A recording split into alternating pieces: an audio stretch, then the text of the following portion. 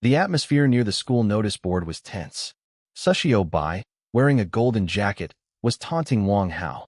He remarked that Wang Hao hadn't even been at the school for 2 months yet. If he became the boss so easily, he would surpass even Yu Cheng from the vocational school as a legend. The implication was clear. Wang Hao was a nobody who had reached this position purely by luck.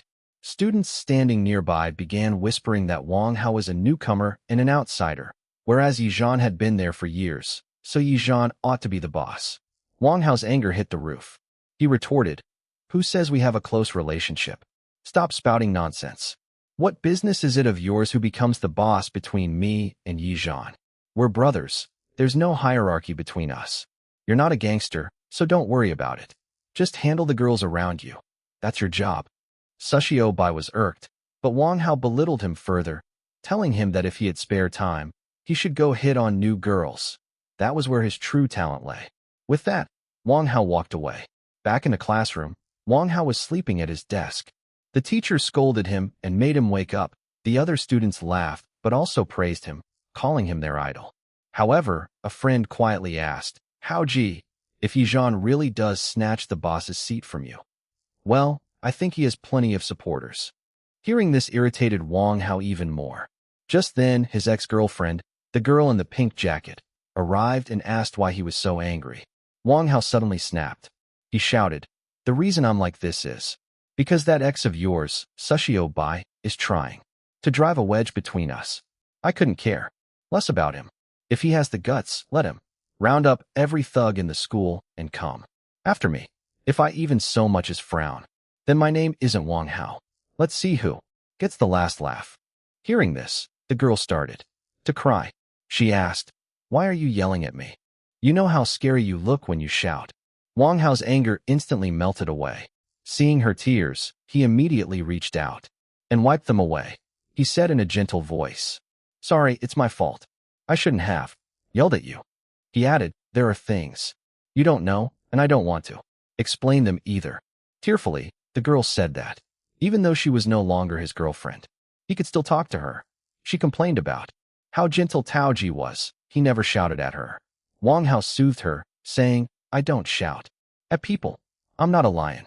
But a new worry had taken root in his mind, regarding Sushio Bai's cunning schemes and the looming danger. She reminded him of how he had once skipped class to propose to her by the lakeside. Wang Hao smiled and suggested they go back there right now. He would propose to her all over again. Just then, the teacher arrived and called Wang Hao out of the classroom, asking him to move his desk to a different spot. With the help of his friends and gang members, Wang Hao moved the desk. The girl watched from a distance and smiled. He realizes that Wang Hao hasn't made a final decision yet, but she advises him against acting impulsively. It is nighttime. Wang Hao is eating hot pot alone at a restaurant. A short distance away, Yejian and his followers are talking, or perhaps Wang Hao is listening to their conversation and reflecting on it. One follower asks Yejian, "Do you really intend to accept Wang Hao as our boss?" Yejian replies with a mix of anger and seriousness. He says, "If it weren't for Haoji Wang Hao, we wouldn't have been able to oust Meiji so easily. He was the one who devised the floor plan. Which of you has the guts and the brains to do that? If there is anyone, step forward, and I'll accept you as boss immediately." Yejian continues, "Listen up, everyone. Haoji is the most loyal brother I have. I've said it before, I say it now, and I'll say it in the future. Anyone who doesn't respect him doesn't respect me. If you want to show me respect, bow before him and call him Haoji. Don't badmouth him behind his back, or try to ruin our relationship." The other followers agree. They say, "We get it now. Haoji isn't a bad guy. We're happy regardless of who the boss is. But to be honest, we've become famous thanks to Haoji. His planning is the reason we shot to fame." Yejian says, "I'm glad you feel that way. Just remember, Haoji isn't an ordinary guy. Wait and see." Then, a friend asks, "Haoji and Xiao Baiji were arguing at the notice board today. It seems like things aren't right between them. I don't want to see them fighting. Try to smooth things over between them." A friend asks, "If Haoji and Xiao Bai became enemies, what would your choice be? Whose side would you take?" Without a second thought, he replies, "Why even ask? Wang Hao, of course. The scene cuts. Wang Hao enters the restaurant. The atmosphere inside is chaotic. Tables are overturned, and there is trash on the floor. Wang Hao looks around in surprise. He tells the owner not to clean up just yet. Then he orders empty cups. He is summoning his gang, perhaps for a major fight or a meeting. Wang Hao sits alone in the restaurant, pouring a drink into beer glasses. He looks at the empty glasses and he silently raised a toast to his friends, especially Yi Zhan, promising to always remain their brother. Intoxicated, he stepped outside and began vomiting on the way. Suddenly, a group of boys emerged from the darkness and attacked him with baseball bats. They beat Wang Hao severely, warning him not to vie with Yi Zhan for the position of boss, as he was still too young. After leaving him badly injured, they fled the scene. Wang Hao lay on the ground, blood streaming from his mouth. He managed to get up, sat beneath a tree, and smoked a cigarette while lost in deep thought. When he returned to the dormitory, he was in a terrible state. His friend Lu Jihong and the others were furious upon seeing him. They demanded to know who had done this, vowing to teach the culprits a lesson immediately. However, Wang Hao stopped them and asked them to find Yi Zhan and bring him there, saying he would wait for him in the dorm. Lu Jihong speculated that this might be Su Xiaobai's doing, noting that Su had always tried to drive a wedge between Wang Hao and Yi Zhan and had even caused a confrontation between them at the notice board earlier that day. Wang Hao mentioned that he had a suspect in mind but wasn't certain yet, so he asked them to wait for Yi Zhan's arrival. A short while later, Yi Zhan arrived with his entire gang, looking visibly anxious. Wang Hao suddenly pointed at Yi Zhan and told him to close the door. Yi Zhan explained that he had rushed back immediately after hearing the news that Wang Hao had been beaten up. Wang Hao calmly replied, "Don't worry, there's no rush." Yi Zhan lit a cigarette and remarked that he would need to understand the situation gradually. It wasn't something that could be rushed. A strange silence and tension settled between them. The atmosphere in Wang Hao's dorm room was heavy. Wang Hao sat on his bed smoking, while Yi Zhan and the other friends stood around him, staring at him with concern. Yi Zhan looked so worried that Wang Hao jokingly remarked he looked like he was about to bang his head against the wall. Wang Hao calmly explained that 4 guys had attacked him at the school gate. He recounted that although one of them had a stick, he hadn't let them off easily. He had given one guy a black eye and vomited on another, having lost control after a kick to the stomach in the heat of the moment. Everyone was astonished to hear that Wang Hao had used vomit as a weapon. But then, Wang Hao revealed the most crucial detail. While the guys were beating him, they kept saying they were stopping him from fighting Yi Zhan for the position of boss. They had claimed Wang Hao wasn't in the same league as Yi Zhan. Upon hearing this, Yi Zhan immediately shouted that he hadn't instigated anything. The other friends also came to Yi Zhan's defense, noting that he had always acknowledged Wang Hao as the boss and wasn't the type of despicable person to do such a thing. Everyone suspected a third party was conspiring to sow discord between Wang Hao and Yi Zhan. Wang Hao smiled and said he knew Yi Zhan was incapable of such an act. He added that he already knew who the real culprit was. Taking a drag on his cigarette, he spoke. No one could quite believe it about Su Xiaobai. Defending Su Xiaobai, he suggested, there might be a misunderstanding with Wang Hao. He said that Su Xiaobai was a really good guy and had never sent anyone to beat someone up. But Wang Hao argued that Su Xiaobai seemed like a good guy only because his life had always been easy and no one had ever crossed him. Wang Hao then revealed the real reason behind the enmity between him and Su Xiaobai. He explained that the story began in their freshman year, when Su Xiaobai tried to woo his girlfriend, Taozi. Right in front of him, Taozi had turned him down, but Su Xiaobai's true colors had been exposed. Wang Hao said that Su Xiaobai had a habit of hitting on other people's girlfriends, and people were too afraid to speak up. Everyone was stunned to hear this, and began cursing Su Xiaobai. Wang Hao said that they had now become enemies, bent on killing each other. Taking another drag on his cigarette, Wang Hao told his friends how Su Xiaobai had hatched a deep conspiracy against him. He recounted going downstairs, where he met Qingqing, who was crying and cursing Su Xiaobai. Wang Hao suspected it was all a charade orchestrated by Su Xiaobai. When the two of them walked down a deserted path, Qing suddenly threw her arms around Wang Hao. Hearing this, all the boys in the room burst into laughter. and started teasing Wang Hao, saying he had fallen for a honey trap. Smiling, Wang Hao clarified that he had immediately tried to push her away. The girl started to cry and, for just a moment, reached out for support. Wang Hao put his hands in his pockets to avoid any misunderstanding, given that the situation involving Taoji and Shiash was already quite complicated. But the real drama was just beginning. Wang Hao recounted that, at that very moment, Sushiabai arrived with Taoji.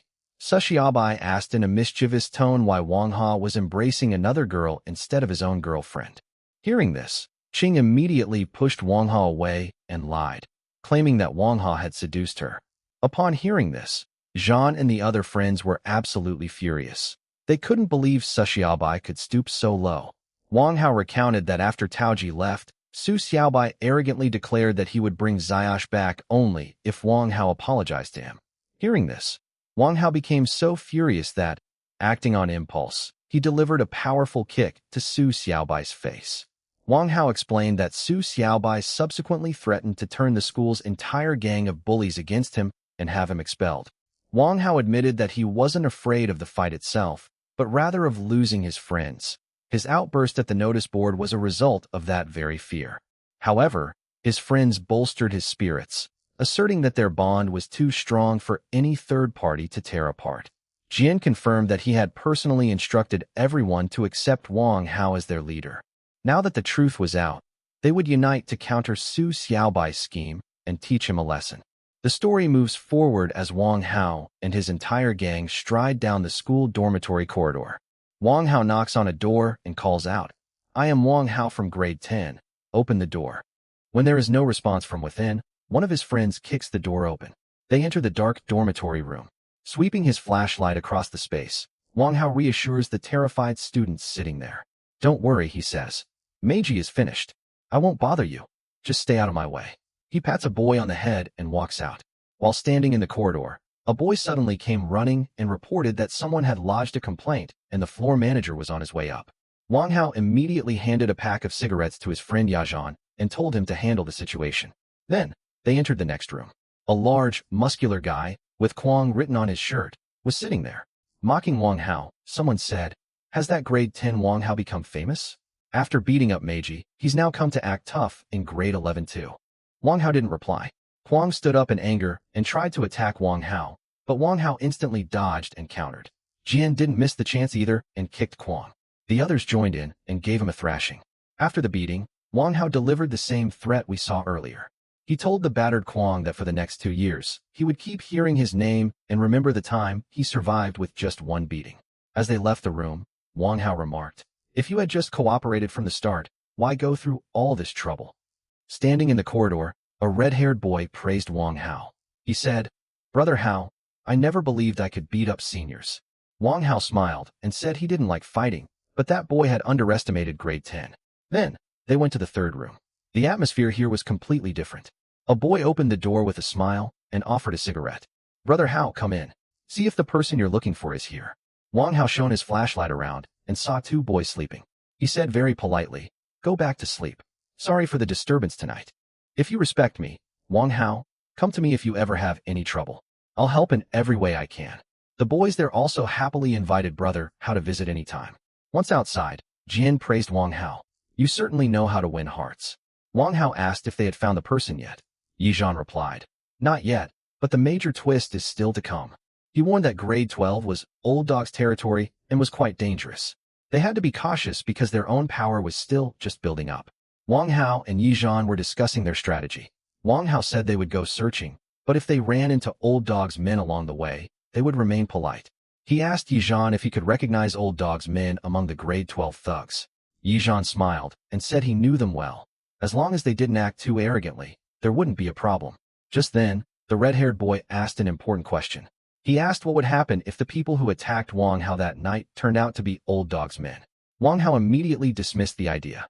He argued that the kind of people who attacked him and tried to drive a wedge between him and Yizhan couldn't possibly be old dog's men. Yizhan asked why. Wang Hao reasoned that if old dog really wanted to trouble him, he would have come himself, given his current power. He wouldn't stoop so low as to send his underlings to sow discord between them. Yizhan agreed that old dog didn't resort to such cheap tactics. Lu Juzhong came running and reported that he had handled the dorm manager. The manager had warned them against fighting. Wang Hao gave him a pack of cigarettes to keep the manager quiet.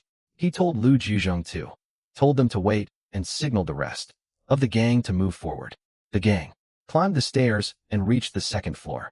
If you respect me, Wang Hao, come to me if you ever have any trouble. I'll help in every way I can.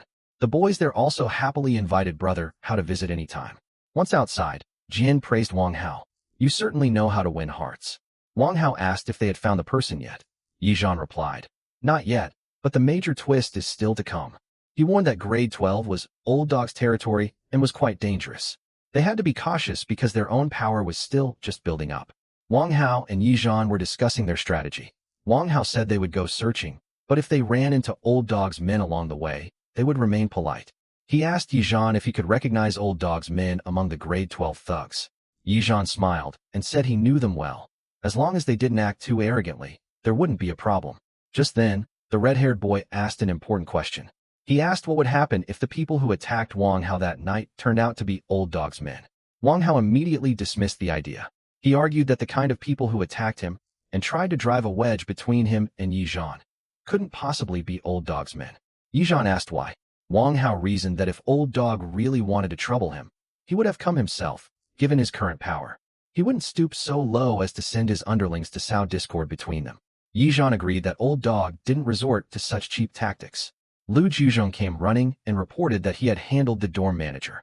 The manager had warned them against fighting. Wang Hao gave him a pack of cigarettes to keep the manager quiet. He told Lu Juzhong told them to wait, and signaled the rest of the gang to move forward.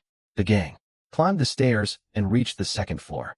Wang Hao grabbed the hair of the boy lying on the ground again and asked if he really hadn't heard his polite knock. Paralyzed by fear, the boy didn't answer. Wang Hao said, silent, are you? Fine. Finally, standing in the corridor, Wang Hao said, sorry, I didn't mean to cause trouble. Something happened tonight. I just needed to find a few people. I've scoured the entire grade 11 floor and even dealt with some arrogant thugs. I just don't get it. I'm only looking for a few specific people. So why do you guys keep getting in my way? Wang Hao gripped the boy's hair tightly and, looking him in the eye, said, making an enemy of me is like making an enemy of yourself. Understood? He announced that he was going to check their dorm rooms to find those people and asked the boy if he had any objections. Wang Hao and his entire gang moved forward into the dark corridor, flashlights in hand. They checked the rooms one by one. In one room, all the students sat silently on their beds, terrified. No one dared to look Wang Hao in the eye. In the next room, someone told the students that this was Wang Hao, the new boss of Chenggang. The old days were gone. Now, new people would rule. Then, they entered a room where a muscular, tattooed boy was working out. Yizhan quietly whispered into Wang Hao's ear that these men belonged to Old Dog's crew. The guy was Sherdong, a dangerous lieutenant of Old Dog whose strength rivaled that of Hong Li, and whom the lesser thugs feared greatly. Yizhan politely offered Sherdong a cigarette and explained that Hao Zi had been attacked, so they were looking for the culprits. They had no quarrel with anyone else. Sherdong replied that Old Dog's men didn't engage in such antics, and that the people they were seeking weren't in his room. He warned Wang Hao that, while he was now the leader of the 10th grade, he should keep a low profile and avoid crossing Old Dog at all costs. Wang Hao calmly remarked that he hadn't met Old Dog yet, but if he did, he would certainly have a proper conversation with him. In the next room, two students lied, claiming they had gone to an internet cafe. However, Wang Hao noticed the room smelled exactly like the vomit he had encountered earlier. Yizhan, losing his temper, grabbed one of the boys by the collar and beat the truth out of him, revealing that the suspects were hiding in the bathroom. Wang Hao and his gang cornered two boys outside the bathroom. Yizhan shouted that they had been caught, but one of the boys laughed and threatened Wang Hao, telling him to leave or face dire consequences. Enraged, Yizhan demanded to know who had ordered them to drive a wedge between him and Wang Hao. He then introduced the boy to Wang Hao. It was Song On, a notorious thug from Dongji village who wielded significant influence even among the 12th graders. Song On mocked Yizhan, saying that he used to call him brother, but had now forgotten his place by siding with Wang Hao. Yizhan retorted that had Song On not attacked Hao Zi tonight, he would still have considered him a brother. However, his actions violated the bond of brotherhood, and he was no longer worthy of being called a brother. Yizhan then exposed Song On's true colors to everyone, revealing that back in the 11th grade, Song On had tried to woo a senior's girlfriend. This had led to him being beaten for 10 consecutive days, and Su Xiaobai had ultimately been forced to intervene to save his life. The atmosphere inside the dormitory was tense. Wang Hao sat at the table with his friends and asked a crucial question. He asked Yizhan, "Bro, do you guys owe Su Xiaobai a debt?" Yizhan nodded. Wang Hao took a deep breath and said, "It's not just you, He, too, owed a debt of gratitude to Sushibai." He recounted how, on the day Hongli was about to attack him, it was Sushibai who had intervened. That was why he was grateful to him. However, Wang Hao's expression remained stern. He said, "Gratitude is one thing, but that certainly doesn't mean he gets to push us around or rule over us now." He looked at his friends and added, "If we are to settle the score with Sushibai, I will do it alone. I'll take the risk of being the bad guy so that you lot don't get into trouble over old debts." Hearing this, Jian and the other boys were deeply moved. They said, "Hauga, you're thinking so much about us. How could we just sit idly by? We're your brothers, and we stand with you." Together, they raised their glasses and made a toast to Wang Hao. They vowed to stand by him and become a new force in Qing Village. Just then, the door opened, and Teacher Fan walked in, bringing Luz Hang along. Everyone was stunned into silence, but Wang Hao didn't lose his nerve. He calmly greeted Teacher Fan and offered him a drink.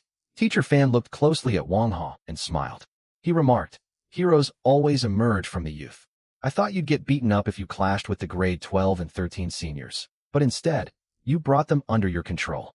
Praising Wang Hao, Teacher Fan admitted he had expected to have to step in and rescue the boys, but Wang Hao had handled everything himself.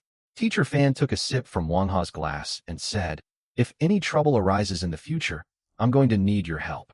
Wang Hao also promised that if Teacher Fan ever needed help, he would be the first to stand by her side.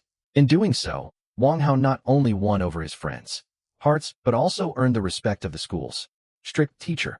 He mentions that Gongning had told her Wang Hao was very loyal and brave. She suggests they become friends, and that Wang Hao should call her Sister Fan. She has a drink and, as she leaves, tells him not to drink too much and to be fit by morning. After Fan Wenfeng leaves, Wang Hao's friends are amazed at how he managed to win over such an important person. Wang Hao explains that Madame Fan Wenfeng was interested in him because Gongning had praised him highly. Lu Zhazhong remarks that he hadn't lied at all. He had simply shared Wang Hao's true story and his deeds. Everyone now realizes they have a powerful ally in their corner. One boy regrets not following Wang Hao sooner. Otherwise, he wouldn't have gotten a beating from the teacher. Wang Hao advises everyone not to get arrogant now. He tells them to rely on Fan Wenfeng only when absolutely necessary, or else people will get jealous. Everyone agrees and raises a final toast.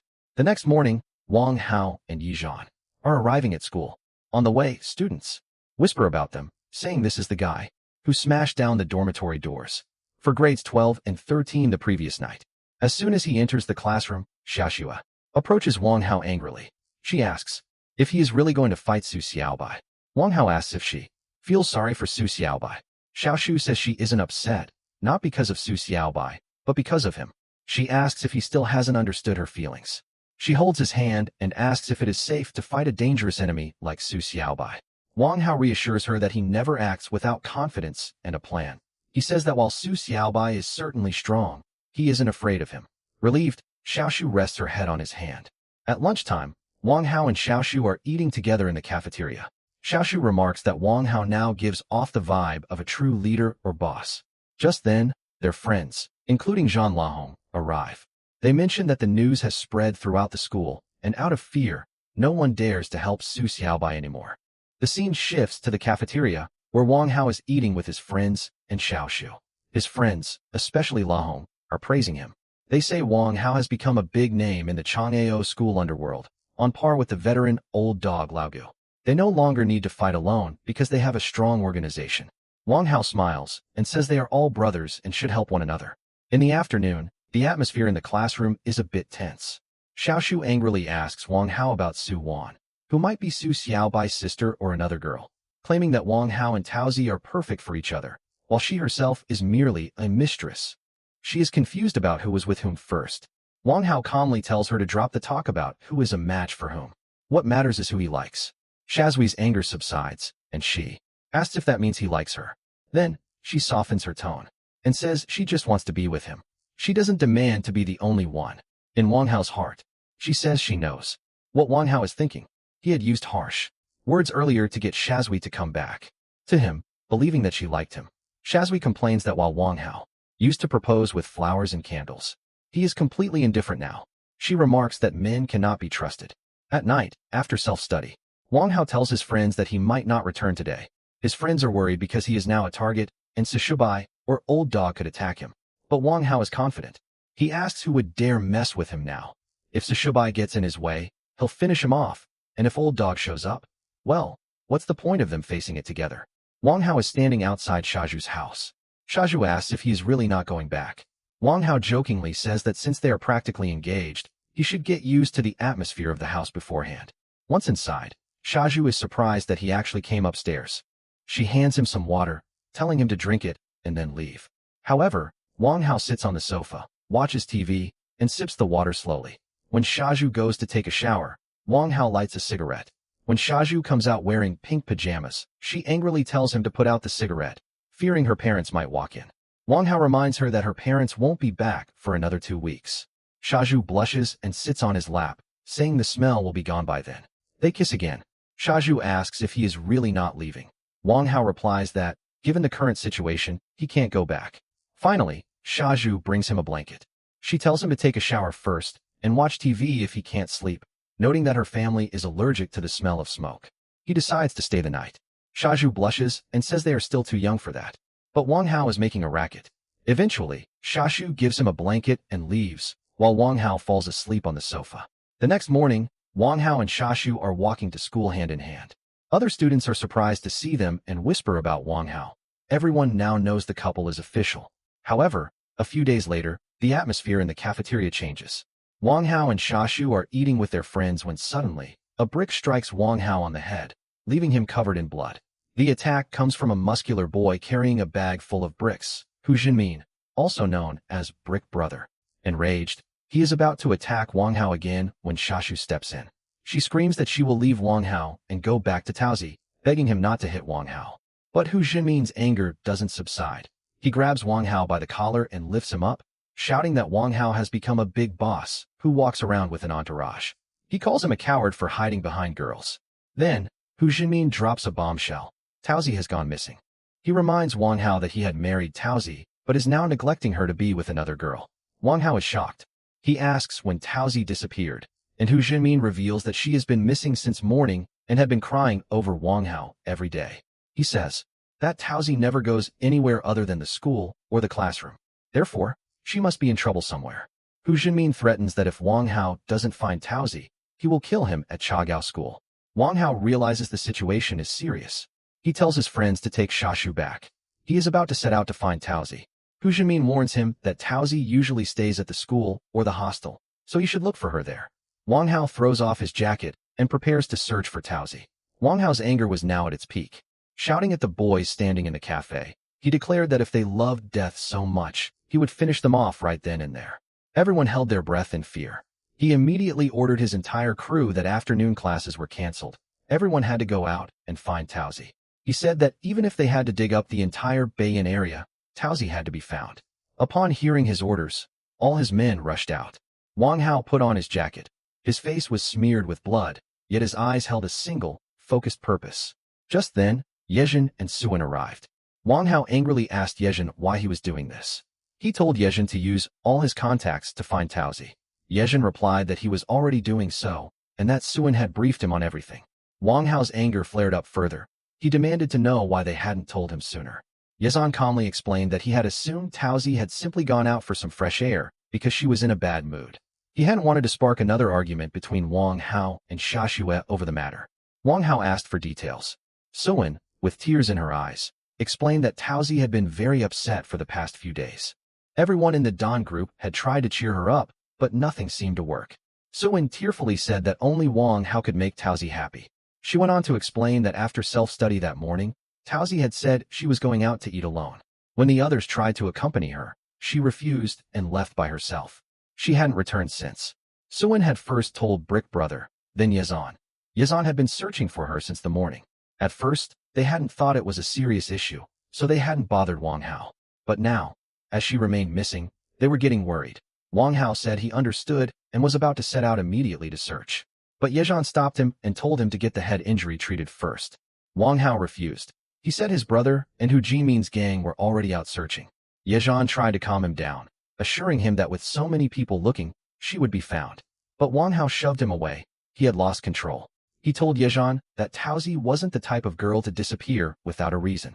She knew people would come looking for her, so she would never do something like that. Yejan suggested that perhaps she had simply left because she was in a bad mood and would return on her own. Wang Hao shouted that even though so many people were searching, making his own efforts seem insignificant, he still wanted to go. Yejan and the other boys forcibly restrained Wang Hao and dragged him toward the infirmary. Wang Hao shouted and struggled against them, but they refused to let go. In the infirmary, the doctor examined the injury on Wang Hao's head. He remarked that it looked like a blow from a brick, and whoever had struck the blow had hit the exact right spot. There was heavy bleeding and the wound looked severe, but there was no serious internal injury. The doctor quickly bandaged his head. As soon as the bandage was applied, Wang Hao, Yejan, and Suin rushed out of the school and began searching the streets for Taozi. They arrived at a Baozi shop and asked the owner if a beautiful girl in a school uniform, with shoulder-length hair, had visited around 7 a.m. Shop. The owner said he had been so busy since morning that he hadn't paid attention to anyone. They ran further ahead and reached another shop. The owner there thought for a moment and mentioned that, yes, a girl had come by around 7 a.m., and she didn't look happy at all. Next, Wang Hao is seen talking on the phone. His face is even more bloodied than before. He reports that the people at the sauna and the club were beaten up, but they didn't see Taoji. This means Taoji isn't in the hands of bad people. Wang Hao is standing on a deserted road at sunset. That same intense determination still burns in his eyes. It was evening, and the sky was painted red. Wang Hao and Suin were walking along the road. Wang Hao spoke to Nan Nan on the phone. Nan Nan said his people had scoured the entire area. The bad news was that there was still no trace of Taoji, but the good news was that she wasn't at any KTV, sauna, or club. His men even had to get into fights while questioning people there. Yet no one had seen Taoji. Nan Nan reassured him that Taoji wasn't in the hands of bad people. Wang Hao stood right in the middle of the road. That same intense determination still burned in his eyes. The next morning, they arrived at a Baozi shop. Wang Hao angrily asked the shop owner if he had seen Taoji talking to anyone, or where she went after eating. The owner said he had been very busy and didn't remember. He jokingly added that if he were a bit younger, he would have kept staring at that beautiful girl. Wang Hao's anger exploded. He slammed his hand on the counter and shouted, demanding to know where she had gone. The owner, frightened, said he didn't know, though he recalled seeing her head in that direction after paying. However, he hadn't paid much attention at the time. The three of them immediately rushed in that direction. Along the way, they asked several people, but everyone denied having seen such a girl. Wang Hao ran straight to the police station. He slammed his hand on the counter and reported that his classmate was missing. The officer calmly explained that they had to wait 48 hours before filing a missing person report. Wang Hao shouted that he couldn't wait 48 hours. He needed to search for her right away, then pulled him back and apologized to the officer, explaining that Wang Hao was just extremely distressed. Outside the station, tears welled up in Wang Hao's eyes. He realized just how important Taozi was to him. He thought that if he could find her, he would be willing to do anything, even endure being bullied by Zhu or Yang for another 3 years. He started running down the street again. They arrived at an internet cafe, where Wang Hao told Yuga that Taozi had been missing since morning. Yuga suggested she might have just gone out because she was in a bad mood, but promised to send his man, Ming Yang, to help. Weeping, Wang Hao told Nan about the police's 48-hour rule and insisted he couldn't wait even a minute. He begged them to find Taozi, explaining that she wasn't the type of girl to disappear without a reason. Nan calmed him down, saying that while she couldn't break official rules, she would seek help through her old contacts. Wang Hao thanked her. Yuga handed him a phone and told him to call immediately if there was any news. Evening fell again. The three of them were back on the streets, asking people for information. Just then, Wang Hao received a call. Nanan reported that his team had searched the entire area. Taoji hadn't been found yet, but she wasn't at any club or KTV. His men had even had to resort to violence while making inquiries. Nanan reassured him once more that Taoji was safe. Wang Hao was left standing alone on the street again. Night had fallen. He returned to the same Baozi shop and grabbed the owner by the collar. He shouted, demanding to know if the owner really hadn't seen anything. Just then, Ming Lang arrived and said they had received a lead. He pointed toward a female street cleaner. The cleaner said she had seen the girl. She thought she was a very beautiful and kind girl. She had seen a young man. He blocked the girl's path. The two were tugging at each other on the street. The cleaner thought it was just a lover's quarrel, so she ignored it. But then, the boy forcibly dragged the girl away. Wang Hao asked the cleaner what the boy looked like. She said he was very handsome, just like a TV star, and looked great with the girl. That's why she assumed they were a couple. Upon hearing this, Wang Hao realized the truth. His eyes turned bloodshot with rage.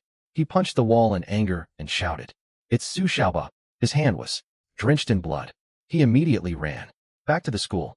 Yejin and Suin followed him.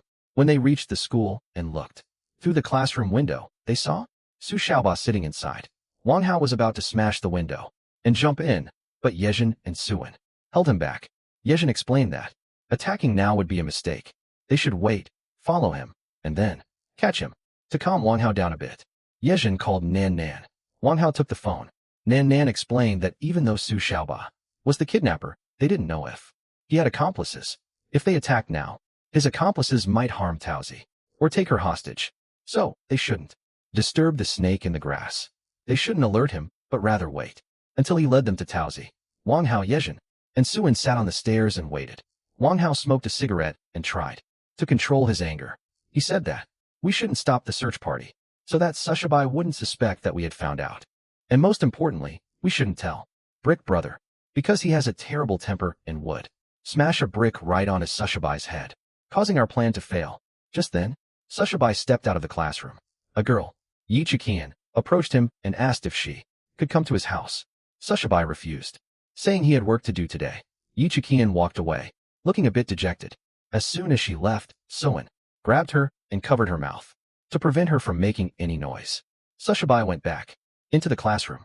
Wang Hao and Yejin pressed their ears against the door, but due to the soundproofing, no sound could be heard from inside. Wang Hao realized that a sound would only be audible from inside if someone screamed loudly. He immediately called Nan Nan and told her to send Legay and the others over. Wang Hao, Yejin, Suin, Nan Nan, and a few experienced individuals were standing outside Sushibai's house. One of them stealthily unlocked the door, and they all went inside. It was a luxurious apartment. Wang Hao was walking down the hallway when he suddenly heard a scream. He ran towards the bedroom. He kicked the door open forcefully. Inside, Sushibai was standing, and Taozi was sitting on the floor, trembling with fear, holding a knife in her hand. Wang Hao kicked Sushibai in anger with such force that he was sent flying and fell some distance away.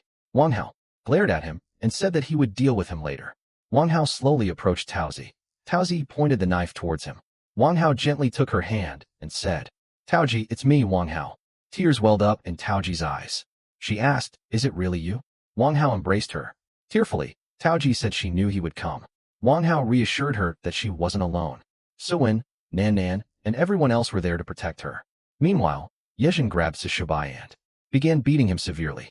Nan Nan shouted in anger, telling them to kill him. Sushibai's mouth was filled with blood. Taoji explained that she had just stepped out for some fresh air when she ran into him. Wang Hao picked her up in his arms. Taoji asked where he was taking her. Wang Hao replied, "Home. We are husband and wife, after all. There's a small garden there. There will be flowers and butterflies." With a faint smile, Taoji said, "Let's go home." A senior officer present explained that Taoji had been drugged, which was why she wasn't fully conscious. However, he praised her for summoning the courage to defend herself with a knife. Nan Nan walked over and kicked Sushibai again. The officer stopped everyone, stating that they needed to take Sushibai's statement and collect the glass on the table as evidence. The officer explained to Wang Hao that it was necessary to take Taoji for a medical examination to determine what drugs she had been given and whether she had been assaulted. Wang Hao began to seethe with anger, but the officer calmed him down, explaining that Sushibai could not be punished without evidence. Wang Hao was sitting at the medical facility, holding his uncle in his lap. When the doctors arrived, Wang Hao shouted at them not to touch him. Yejin stopped him and explained that they were forensic doctors there merely for a checkup. The doctors took his uncle inside, leaving Wang Hao to wait alone. His face was etched with worry when, suddenly, Huijinmin, also known as Brick Brother, stormed in, seething with rage. He immediately kicked Wang Hao to the ground, grabbed him by the collar, and demanded to know his uncle's condition. Yejin tried to calm him down, but Huijinmin grabbed Yejin instead, roaring and asking where Sushibai was. He still wanted to kill her. With that, he stormed out. Wang Ha's other friends had also arrived, but Yezhan sent them away so that Wang Ha could have some peace. Once everyone had left, Wang Hao rises from the ground and immediately asks how Taozi is doing. Just then, Officer Li enters and brings the greatest relief. Taozi is perfectly fine. She is simply waiting to regain consciousness. Once her statement is recorded, she can be taken home. Hearing this, all of Wang Hao's tension vanishes in an instant, and he collapses to the ground in relief. Yezhan and Soen help him up. Wang Hao immediately asks, "What happened with Sushubai?" Officer Li explains that his statement has been recorded. Yezhan angrily reveals that Sushubai claimed he saw Taozi looking sad and wanted to take her to a movie. Wang Hao shouts that it is all a lie and demands to know why he took Taozi to his home in the first place. Officer Li calmly explains the situation, noting that based on his experience, Sushubai did not lie during the interrogation. He genuinely tried to take Taozi to a movie, but she wanted to go back to school. Since Taozi usually doesn't cause a scene on the street, Sushubai felt there was still hope.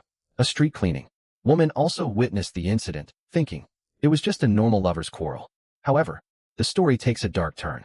Officer Li reveals that when Sushubai forcibly pulled Taozi, she resisted. In a fit of anger, Sushubai told her that Wang Hao was now with Shashu. Hearing this, Taozi was so shocked that she went completely numb. Soen explains that Taozi often slips into such a catatonic state, especially when Wang Hao is mentioned. He tells Wang Hao just how deeply Taozi loved him, so deeply that she wouldn't be able to recover from the shock easily. Liga goes on to explain that when Sushubai took her to his home, Taozi suddenly regained consciousness and started screaming. Sushubai, who had intended to make Taozi his girlfriend, panicked, fearing the neighbors might hear. In his panic, he forcibly made her take sleeping pills that belonged to his mother, who suffered from insomnia. It wasn't a premeditated plot. He simply wanted Taozi to fall asleep so he could talk to her later. He locked Taozi in the bedroom, locked the outer door, and went to school. When he returned in the afternoon, he assumed Taozi would be asleep, but the moment he opened the door, she attacked him with a fruit knife. Terrified, Sushubai locked the bedroom door from the outside again. Liga told Wang Hao and Yi Jin that the fruit knife had already been in the bedroom, proving that Sushubai hadn't hatched a malicious plan beforehand. His only aim was to calm Taozi down and talk to her. When Sushubai returned from evening self-study, Taozi had become extremely weak due to the sleeping pills and had no strength left to fight. Sushubai did corner her, but he didn't force himself on her. He was merely trying to talk to her calmly. Wang Hao's anger boiled over. He shouted and asked why Liga was defending Sushubai at every turn. Li Ji calmly explained two things to Nan Nan's brother. First, he wasn't trying to shield Sushubai. He was simply stating the truth. Based on his years of experience, he could tell that Sushubai was being truthful. He was terrified and incapable of lying. Second, Sushubai's parents were prominent, wealthy businesspeople in Bayvin City who had contributed significantly to the local economy. High-ranking officials within the unit had personally called to insist that the impact of this case be minimized. Essentially, a serious matter needed to be downplayed. Li Ji noted that while he could fabricate charges against Sushubai and ensure he received a harsh sentence, he had no intention of doing so. Wang Kao asked if Nan Nan was aware of all this. Li Ji nodded. He explained that if Nan Nan got involved, she would have to leverage her father's influence, and her father had no desire to antagonize Sushubai's parents. In their eyes, the standing of Wang Kao and his uncle was far lower than that of Sushubai's family. Li Ji made the harsh reality clear to Wang Kao. Wang Kao asked if Sushubai would walk away without any punishment. Li Ji replied that he wouldn't. He would certainly face a period of detention, a measure to which his parents had raised no objection. Wang Kao asked for him to be sent back to school quickly so he could give him a big gift. Li Ji smiled and said that while they could do whatever they pleased at the school, the legal procedures had to be completed first. Sushubai had to remain in custody for a while to preserve the department's reputation. Just then, Yu Ji and Nan Nan walked in. Nan Nan explained to Wang Ha that it didn't matter if exacting revenge took even 10 years. There was plenty of time to fight that person in the future. Yuga tried to address her as sister-in-law, but Nan Nan angrily insisted that she was Wang Ha's sister, not his sister-in-law, and told him not to repeat that mistake. They found Wang Ha and his friends sitting in the police station corridor. A woman, who appeared to be a relative of Sushubai, was with them. She explained that Legay had informed them Sushubai would have to be detained in jail for 15 days. The woman remarked that this was deeply distressing. Wang Ha was furious at this news and began speaking about what had happened to Sushubai. There was no answer to that. However, the woman reveals something else, that Su Xiaobai had given Taoji medicine that caused him to fall into a deep, unnatural sleep. The woman explains that Su Xiaobai had her own plan, but Taoji had made a mistake. Wang Hao gets angry and moves to grab the woman, but his friends hold him back. Jin says that Su Xiaobai hadn't made any mistake intentionally. Li Ji had stated that Su Xiaobai harbored no ill intentions. Taoji begins to wake up. Wang Hao lifts him up and says he will take him home now. Taoji says that he has caused everyone trouble and wants to thank them all. But as they step outside, another girl named Shazu comes to meet them. She looks very frightened. Wang Hao tells her to go to her dormitory and look after Taoji, but Shazu insists that she wants to stay with Taoji. She says she understands that Su Xiaobai has to be jailed for 15 days, but asks what she is supposed to do. Wang Hao tells her to go to her dorm and look after Taoji starting tomorrow. Weeping, Shazu asks if she can leave him behind. Wang Hao says she might understand, but this situation is a bit different.